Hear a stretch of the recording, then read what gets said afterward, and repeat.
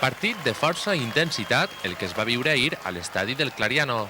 L'Ontinyent votà el terreny de joc amb l'intenció de demostrar per què es troben segons i la primera mitja hora del joc va tindre color blanc i negre, fet que queda demostrat amb diverses oportunitats de gol durant els primers 25 minuts.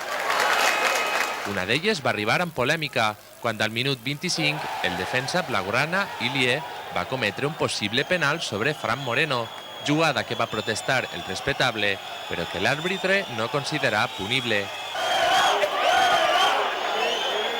A partir d'ací, els de Luis Enrique començaren a clavar-se més al partit, provocant al minut 30 una ocasió de gol que el jugador del Barcelona, Benja, va desaprofitar. Al minut 37, els del Clariano van poder adelantar-se al marcador, encara que Dávalos Sánchez va anul·lar esta jugada que havia acabat dins la porteria. Ja a la represa, el partit es va reanudar amb un Barça dominant. De fet, les ocasions més clares van eixir de les botes dels jugadors entrenats per Luis Enrique, com esta al minut 52 o la que va tindre el davanter Jonathan Soriano al minut 74.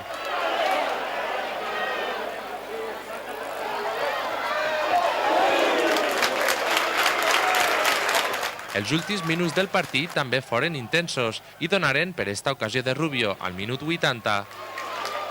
O per a l'altra jugada polèmica del partit, estes possibles mans del defensa visitant ja en el temps de descompte.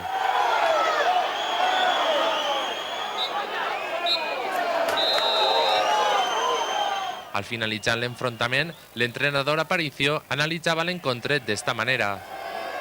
Sabien que anava a ser un partit molt complicat perquè el Barça és un gran equip, no a nivell ofensiu com pensa tot el món, sinó a nivell ofensiu i defensiu.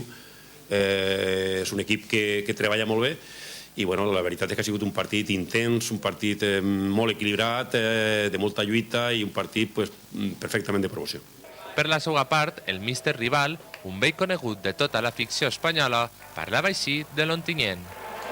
Nosotros ya sabíamos de la dificultad de venir a jugar a Ontinyent, uno de los mejores equipos de la categoría sin duda, de los mejor trabajados en todos los aspectos, defensivo, ofensivo, un equipo de garantías.